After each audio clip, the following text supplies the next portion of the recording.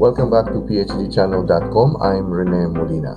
Today we're going across the universe. No, not across the universe. Thousands of miles back to the Philippines when we have a corridor with Dr. Donald Manlapas, who once upon a time, not in a distant past, was here studying at the University of Otago. Dr. Manlapas, good afternoon, and how are you, sir? Hi, good afternoon. I'm perfectly fine. And I'm back here in Manila. Yes, you're correct. I've been to New Zealand and I'm now here in Manila, Philippines, and continuing my work. I'm good. Pretty much the weather today, it's raining. Oh, okay. Yeah. That because a couple of weeks ago, you were saying you were under the weather because of that's why we were not able to have our Yes. korero. But it's good to see that you're up and about. Now, whereabouts from the Philippines are you, Sir Donald? I'm from Manila. I'm living actually in one of the cities in Metro Manila, Quezon City. Ah, so you are what they call Tubong Manila from Manila. You don't have Yes. a province or No. okay. And so you did your undergrad and where did you study for your undergrad? For my Mm-hmm. bachelor's degree in physical therapy, University of Santo Tomas, and I also Mm. did my master's at the same university. Oh, and now you're teaching at the University of Santo Tomas, Yes, the oldest university in Asia. Am yes, I correct? Yeah. yeah.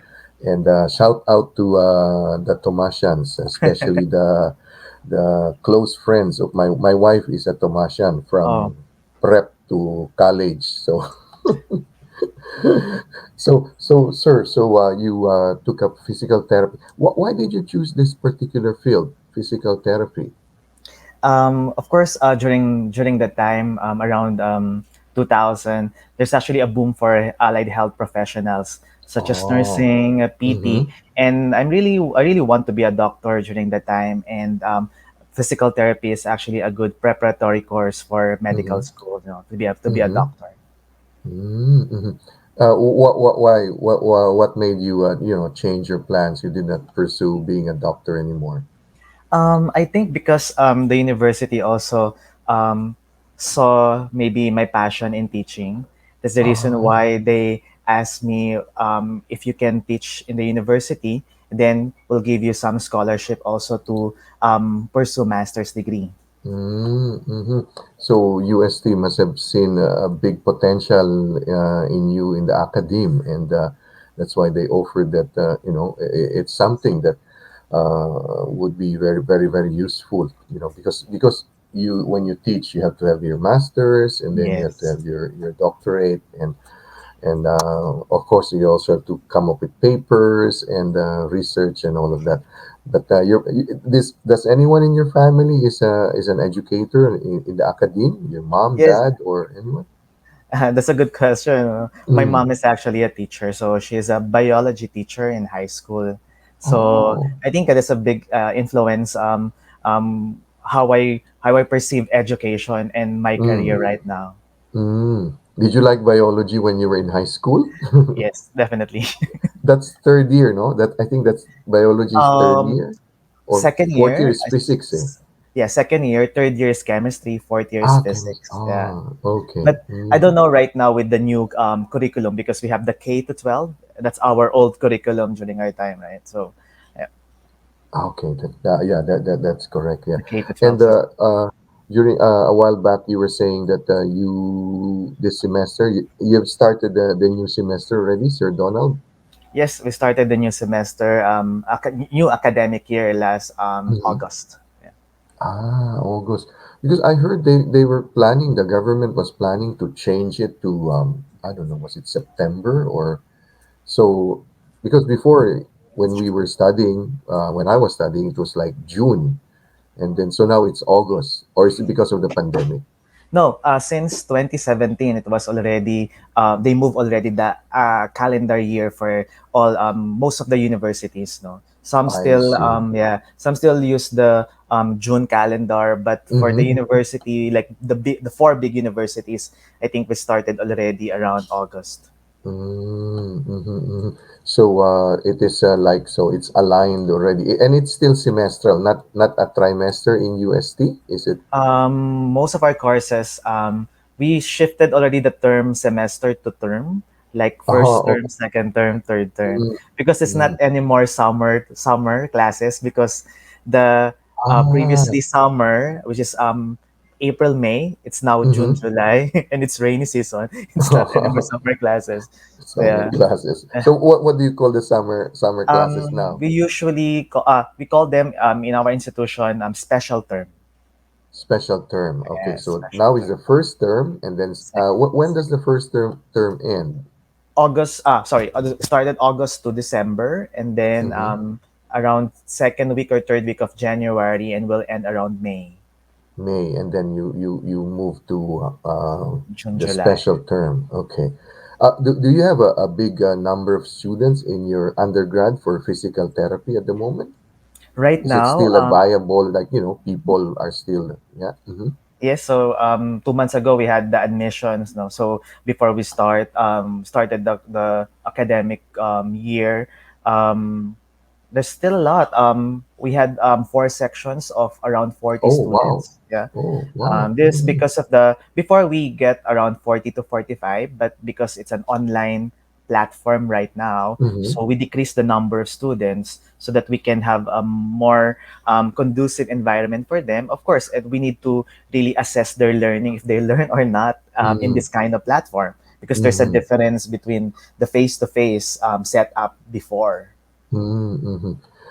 Sir Donald, so first day, first term, you go inside the classroom because you're so young. You're a professor, so they will not know that. Do you do that? Like you sit in the like together with other students so that as if you're waiting for the professor, or they know you already because I mean the first year probably they don't know you. You're so young, sir. Thank you for they may be young looking, but I think the profession is also young. So most of my Oh, colleagues are around 40. So most of them mhm. are actually my former students. Oh So wow. yes, Mm-hmm. yeah, because after graduation, you might go to in the Philippines. You might go to, of course, abroad to practice Mm-hmm. physical therapy as a profession, as a clinician. But Mm-hmm.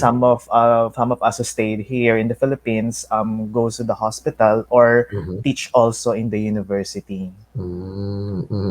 And you have to go to a licensure exams, right? The physical therapist. Okay. Yes. So you're called clinicians, Sir Donald? Clinicians, is it or So not? we call ourselves as physical therapists, but the Mm-hmm. area you can be a clinician. We call those who are working in the hospital as clinicians, Ah, and then okay. some of us are academician, researchers. Mm-hmm. Mm-hmm. So, Sir Donald, aside from the platform, which is now it is already online, Mhm. what is a difference between when you were studying physical therapy and nowadays, except for I mean, not considering the platform. So I think the demand of physical therapy right now is different from the previous one because Mm, before the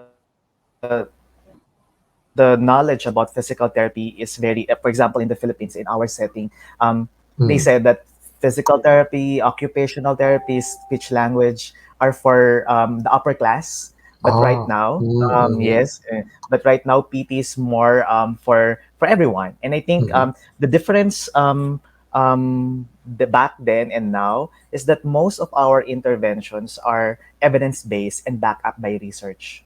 So oh, our treatment are of course are scientific based. Before, of course, of course it's based on science, but mm-hmm, I think what we are advocating right now is that our techniques, our manual skills are mm-hmm. will have a basis. You know. Mm-hmm. Sir Donald, what's the difference between a PT and an OT? Is there a difference, or is the OT is an offshoot of the physical therapy? No, so both PT and OT are should I say most exciting one for the allied Mm-hmm. health sciences. They're taken as a different profession. So Okay. PT focuses on more on the function and gross motor skills, the Mm. movements. While Mhm. an OT actually focuses on the occupation. So how does an individual go back or return to their occupation, to their daily functions? Ah, I see. Okay, that's very interesting. There's a lot of research, I guess, that Yes. is still ongoing now, and then it is a exciting field. Now, I'll ask you, Dr. Manlapas. So you went for your doctorate to here to New Zealand, specifically at the University of Otago. What was the reason behind it? Why did you choose New Zealand? So in 2010, Mm. one of the reason why I met the people in Otago is through a conference. So Okay. I yes, so I think this is a good avenue to mention that Mm. going to or attending to some conferences, presenting your work, your research, whether poster or oral presentation. It's actually a good venue for you to meet your future if you want to pursue an offshore degree Mhm. like for in my case in New Zealand. So I met the University of Otago, like the coordinator supervisor. But during that time, I just finished my master's, so I'm still like maybe it's not my time yet. I need to have Mhm. more experience. I need to have more maybe publications during the time because I know the all the universities in New Zealand will need some publication before you can apply Mm. for Of that. So I course. met Mhm. them, and then I realized that the University of Otago School of Physiotherapy is one of the renowned school for physio, and Mhm. they're offering a PhD in physiotherapy. So most of my colleagues who had a doctorate degree, they had what we called an allied courses. Like for example, he or she is a PT, but her PhD might be in education, Mm. PhD in biostatistics. But I Mhm. want to align everything that my bachelor's is PT, my Mhm. master's is PT, and I think this is the best time to get also a PhD in PT. And Mhm. I'm really blessed, I think, to met those supervisors that I have back in Otago. So you attended the conference in Otago. Oh wow! So you had a glimpse of Actually, that. yes, actually, the conference is not in Otago. So Mm. I heard University of Otago in Amsterdam when I went there, and then I met some of real face to face with some of Mm. their academic staff in Mhm. Taiwan. Yeah, and then Mm. they told me, "Oh, you again?" And then Small yeah, world, you know. yeah, or maybe a destiny to That's to be in yes, Otago. yes. The Yes, universe is saying it's really for you, you know, yeah, yeah, yeah. and it's a good thing. I mean, you because when you finish your bachelor's, of course, you start with your journey, and then you do a little bit of research for your master's, and the further research for your doctorate. And for the benefit of our listeners and viewers in New Zealand, when you do your doctorate, it's a lot of research and it's a lot of readings and all of those things. Unlike in the Philippines, you have units to take, 60 units, or you go to classes and all of that. But here, your classroom is your library. And uh, Dr. Malapas, that do they like in the University of Otago? Is there like a unit? Because normally here in New Zealand, if you're a doctoral student, they really take care of you. I remember in the University of Waikato, there's a special like there are buildings, that small buildings, and there's like four of you with your offices and things like that. Mhm. Did you have that in Otago? Yes, I was also surprised about it. No? So the support of the university, Mm. beyond my expectations, should I say? So first of all, I live in the only I think we're the only university during that time who has a dormitory or a college. So we call that Abbey College. So Abbey Mm. College is a dormitory it's like an hotel, a Mm. hotel wherein all the PhD students are there, so that you can imbibe the culture, the Oh, research culture in nice. the university. Very So nice. they've given me my own desktop, my own workspace, and Mm. yeah, it's very conducive to do your research in New Mm. Zealand. Mhm. And did you meet a lot of Filipinos? Because most Filipinos would like to get medicine, dentistry, or health sciences. They go to the University of Otago. Two of my nephews went there to take their medicine. So you met the some Filipinos in the community?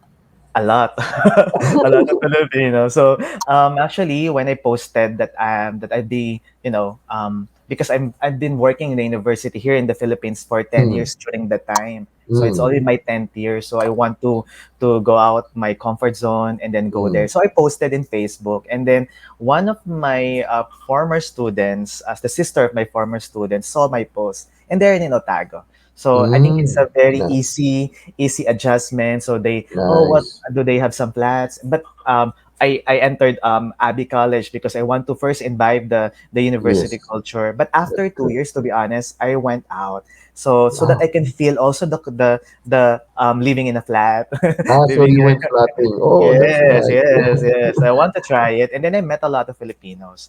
To be honest, I Yeah. met the ambassador, the Philippine ambassador, um, Gab Uh, Domingo. Is that Domingo? I forgot. si Um, Ambassador Ambassador Gary Domingo. Gary, yeah, Gary Yeah, Gary Domingo. So Domingo. I met him in a sports event in Dunedin. So Oh, it's okay. good. Yeah. And I'm very active with the Filipino community because they call me to be one of the hosts or maybe Mm. attend with some Oh, sports that's good. activities. That's good. Yes, They made you feel at home, yes, and I understand the Filipinos in Dunedin, they have a good badminton team. yes. Yeah, our Arman. I interviewed Arman one time, and they have a very very good, robust, and well professional, like Yes. badminton team. Sir Donald, Dunedin, the students in the University of Otago are notorious for, like, binge drinking and partying, and have you ever been involved in that in that situation, Sir Donald? I live actually, the Abbey College is actually in that specific street. That's it. Then we have burning of couches and Yes. everything. Yeah, I saw it firsthand. Mm-hmm. And then there's also when I move out, I just near I think 2 blocks away from another street party that they've been doing for I think every year they're conducting Mm. like they close the street actually, and then they Oh, have some okay. drinking and party. That's it. In the university, they have the Otago Filipino Student Association, the OFSA. So did you get involved with some of them, the OFSA? Yes, Oh, definitely that yes. that's good. That's good. Were there other Filipinos who were taking their PhD at Otago during your time, or was it only yourself? So during my first year, I met some of the Filipinos who are doing masters in Mm-hmm. Polytechnic, Otago Polytechnic. But Mm, okay. after a year, I met one doing a master's and one doing also PhD in chemistry. So I think Mm, during my time, 3 or 4 are doing study in mm, Otago. mm. But you were different from them because you were directly you're a scholar of the university. Well, I think some of our masters Mhm. and PhD students, they are scholars of the Philippine government. They come here to study. But in your case, no, you were not sponsored by the Philippine government. You were a scholar of the University of Otago Yes, I think through that's your also, yeah, that's also a good thing, no? Maybe for mm, your viewers and audience that sometimes they're afraid to apply, but mm, one of the maybe an avenue to go inside is actually to have your interests, make sure that mm, you know what you are doing, your correct. passion, and Mm, then look for a supervisor and try to email them, connect with them. Because mhm, I was admitted, I have given an offer a place, but after of course 2 months I need some support financially, so mhm, I applied for a scholarship, a mhm. University of Otago doctoral scholarship. So Yes. fortunately I got it. So yeah. Mhm. Yeah, the important thing is to do the application and get inside the university, in any university in Mhm, New Zealand. And mhm. once you're in the university, there's a lot of either scholarships, research assistance, and so many other things that you can do because especially in the doctoral program, it's really research based. So you're either your supervisor or people in your department, they are always doing research. So they always need somebody to help in the research. So normally they will tap their doctoral students, and of Yes. course, it's a viable, and I don't know now, but I think during your time, the what's this? The tuition for the PhD students is the same as the domestic students during your time. Unlike if you're a master, so you have your fees as international student, but during your time, it's the same. So I think during your time it was something like 5 6 thousand Yeah, dollars. around that. Yeah. Yeah, that's that. So if you were like, I was telling this to some of my friends in the Philippines who I know would like to get their PhD. I said, well, it is yes, it is expensive, but at the same time, it is not as expensive if you take up your masters because masters is like 20 Mhm. 30 grand right away. And of course, with the education, I mean the qualification from New Zealand is at par with international. It is well recognized. So it seems as if you have had a very wonderful time at the university. That was for 3 years. You stayed for 3 years, Sir Yes, Donald. 3 years. 3 years. Mm. Yeah. 3 years. And during your stay here, did you still like did you stay the entire 3 years, or you went home and you So yes, so I think one of the not really a clause from for my scholarship, but it's more on the decision of my supervisor. So shout out to Dr. Cathy Chapel, one of the best supervisors in oh, Otago. Dr. Cathy, okay. Cathy Chapel. So she allowed me to grow and to experience everything. Actually, she allowed me to and offered me also to work in the physio laboratory aside from being a research assistant. Um, Hmm. she knew rather that I'm a professor and teaching also in the university. So Hmm. she allowed me to teach some of the laboratory and be a Hmm. demonstrator. Nice, So I nice. teach also some of the students there. So with your question about living in New Zealand, so I stayed there for 3 years, Entire, but the entire entire three three years. years. But I had my vacation, and because they support also for conferences, so Mm. students will be given some amount of money Hmm.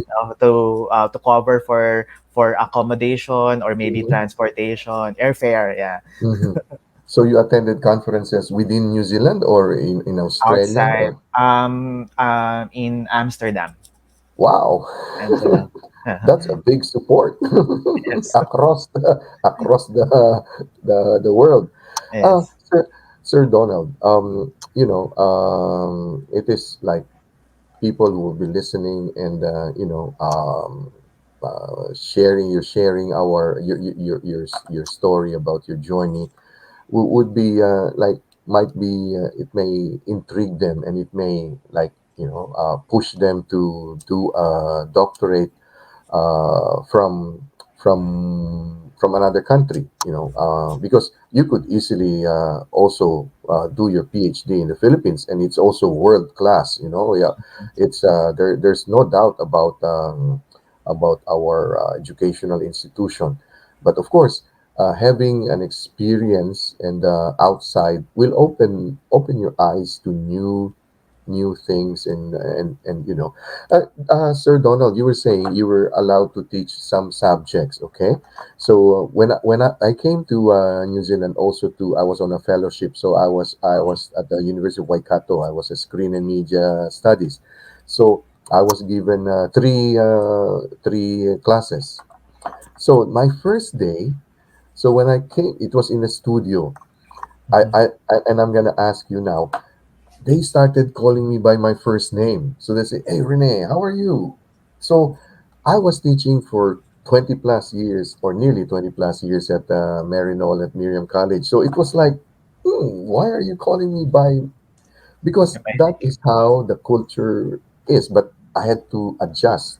Did it happen to you also? Did they just call you, "Hey, Donald, how are you?" Yes, actually, I need to adjust, but I think my supervisor tried to orient me with that. Mm-hmm. So the culture is a bit different. I think you're in your setting, Donald, and it's because my supervisor also came from UK, so in London. So Mm, okay. yeah, so it's a very different thing. So being also experienced with other cultures, handling Mm-hmm. PhD students. So she Mm, reminded me that this is how we work. I'm not really shocked about it because my teaching was on my second year, so I had okay. some a bit of adjustment already. Mhm, mhm. Because I had, well, I was 50 back then, so I had a student who was like, she was saying she retired, but she wanted to go back and get her bachelor's, so she was much older than me. And then there's another guy who came, I think he was nearly 70, and he said, "Oh, I just want to know more about production or something like that." But it's being a teacher, teaching, it's a passion. It's not easy. It's not even in New Zealand. It's not as as lucrative as other professions, but there's something about teaching that draws people like young people like you, Sir Donald, who are, Mhm. I see that you'll be many years you'll be in the academe and doing research and presenting papers and so many other things that you will be. Who knows? You might even be coming back to New Zealand and start teaching here. Yeah, we don't know. or, or like, is there like probably an Like exchange? a Like, visiting professor, yeah, right? something No, like yeah. that. Yeah. It So, should be established. So later on, maybe mm, that's the vision, no? So the reason yeah. why, when I was awarded last year as the 2020 most outstanding PT, they Mm, talked to me like, why do you need to go to New Zealand? There's the United States of America. So. mm, Because there it's physiotherapist, in the Philippines it's PT. So I told them that um, to be honest, one of the reason why I also pursue this PhD in PT because there's no PhD in PT in the Philippines. So mm, hopefully, my end goal, to be honest, is to I think maybe collaborate with other PhDs and mm-hmm. hopefully the Philippines will offer its first PhD, particularly majoring in physical therapy here Oh, in our wow. country. So Wow. that's a great dream, to be honest. But Yeah. it's also about the profession. That's the reason why maybe I'm also keen in teaching because I know the profession is actually growing. And if ever I teach a student, it means Mm-hmm. that I can also help another person if they go to the clinics. You know what I mean? That it Yes, trickles yes, down. That if I yes. talk to 40 students, I'm Mm-hmm. producing 40 PTs that can help. Mm-hmm. Um, Mm, the to better actually the living of a specific individual with stroke, with mm, Parkinson's disease, with mm. even a sports injury, I think. Yes, yes, very good. You have a very golden heart, Sir Donald, and I can envision that dream that you're saying, and probably the University of Otago would be crucial in linking that and creating the first,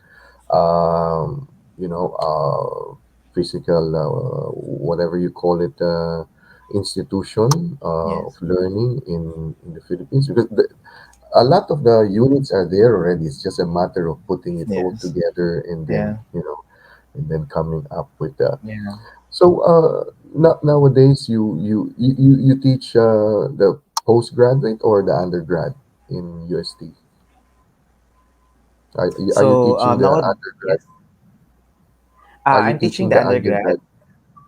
Yes, but Mm-hmm. I'm currently the department chair, so I use and the chair the program of chair program of the physical therapy. So Oh, some of okay. my yes, my 20 hours is devoted for admin work, and Mm-hmm. other hours is devoted to my teaching. Mm. Dr. Manlapas is like, pardon my ignorance, but the thing, this thing that they call chiropractor or something, is it part of PT or no? No, no. So it's a different field as well. So, but we use some of our those who are eclectic in approach, meaning they want to Mm, venture with other alternative medicines or Mm-hmm. alternative professions. So Mm-hmm. some of them are PTs who went to become chiropractors, but chiropractors are different from physical therapy. Mm-hmm. And so you're saying the like the enrollment is although you limited it because of the platform, it's online now, but it's still consistent and still people are enrolling in your department, and then when they finish, they either work in the Philippines or they work overseas as a PT. Normally, where do they go? Europe, UK, the US? Where do they Um, normally go? Yeah, so most of our graduates, Tomasian graduates, the one from the University of Santa Tomas, Mm-hmm. they go to actually United States of America, and then Mm-hmm. few go to Australia as well. Mm-hmm. But most of my students will continue to become a doctor, so they enter medical school also in my Ah, university. Yes, so they really okay. want PT as preparatory for to be a doctor. So Mm-hmm. yep. So I think there's an advantage. Mm-hmm. I think to be a PT. Mm. So, like others will take up medical technology as an undergrad to go into medicine or yeah. I see. I see. And yeah, I see the advantage of that. Uh, your dream to become a doctor is still you are a doctor, you have a Yeah, PhD, but it's still like what you're doing is what doctors are doing, like not just curing but researching and finding ways and helping others to become future doctors. yeah. I think I'm uh, good now. I'm good. I'm good at this month. I think I want to not to go up, but it's more on looking at the horizontally. I mean, ah, at that level to explore and also to ah, help. Yeah, because the profession is a bit young. mm-hmm, And yeah, in the Philippines. So I think it's good to stay here and to help others now go climb to mm-hmm, the career mm-hmm. level of PT. I see. I Yeah. see what you mean. And going back to New Zealand, you've been to the other parts of New Zealand, of course, Christchurch. That's just nearby Yes. Dunedin. Yes. Have you been to other parts also of New Yes, Zealand? North Island, South Island, been to Nelson, Waikato have been there, but of course Auckland, and then Christchurch, Queenstown. Well, Yeah, no, you've been to more places than me. It pays to be young and you're doing research and you conferences and all of those mhm, things. Dr. Manlapas. And it is it's very I'm so happy that I was able to have this corero with you. And I hope this will not be the first and the last time that we talk and then come up with like kumustahan or as we call it in our national language. And I'll definitely keep in touch with you, Sir Donald, because yeah, as you said, the PT is a young field, and there's a lot of possibilities and a lot of potential for research and all of those factors that all things. What would be your message to our researchers who are studying at the moment because of the pandemic, and they're either studying for their undergrad or the masters and the doctorate, Sir Donald? So my message to them, for all the researchers, whether here in the Philippines or whether you're Mm-hmm. there in New Zealand, I think just continue with what you're doing. I think right now it's a good opportunity. They said that there's actually what is certain right now is the uncertain, and most of the Oh, I like research, that. Oh, I yeah, like that. What is certain now certain is the already. uncertain. Very Yeah, good. Mm. yes, so it's uncertain, and usually research outputs that are very transformative in terms of policies, education, health practices, evidence-based practices came from a eureka. Like it's Mm. aha, it's Mm. something. So I know that sometimes research is not actually perfect along the way. It's a roller coaster ride, and I think it's the best time for us to open our minds and empty ourselves as well, because if you're full always, you cannot get new information and you not be creative. So just continue the creative juices that you have in your Mhm. mind, and I think that's it. I think aside from the uncertainty, the only thing that can combat that is being authentic and being true with what you are doing. Mhm. Very well said, Dr. Manlapas. And I'd like to thank you for spending part of your afternoon with us here on PhDchannel.com. And looking forward to see you in the Philippines, or much better to see you here again in New Zealand when you come for a visit or when you come to present a paper or research. Thank you very much, Dr. Donald Manlapas. And all the best, and take care of yourself.